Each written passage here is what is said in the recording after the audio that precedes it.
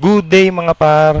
Gumawa nga pala ako ng bago kong video at ang isi-share ko sa inyo ngayon ay ang pagpasok ko sa aking trabaho. At syempre, bago yon, i-check muna natin kung ano ang mga kailangan natin at hindi natin dapat makalimutan. At syempre, huwag natin kakalimutan magdasal para may gabay tayo sa ating paglalakbay patungo sa ating paruroonan.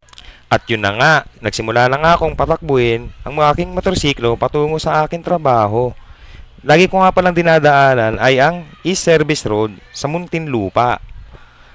Matagal na nga pala ako sa akin trabaho. Siguro nga sa katagal-tagal ko nang nagtatrabaho dito at lagi kong dinadaanan ito ay kahit nakapikit ako ay matutumbok ko at mapupuntahan ko ang aking trabaho.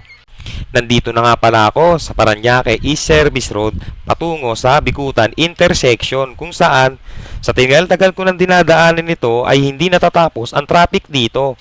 Meron nga lumalabas sa mga FB page natin, mga nababasa ko, na kung gusto mong makasama ang jowa mo ng matagal, idaan mo sa Bikutan.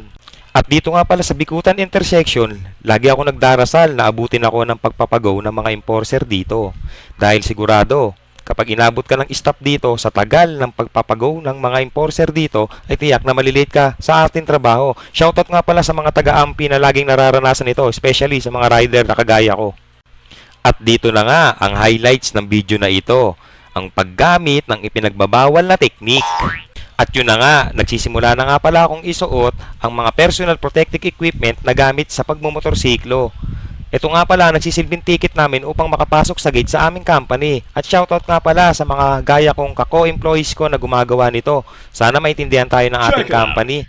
At yun na nga, papasok na nga pala ako sa gate ng aming company. Siyempre, nakatingin sa akin si Manong Guard. Check na check yan kung nakasuot sa akin ang mga personal protective equipment na pinapasuot nila.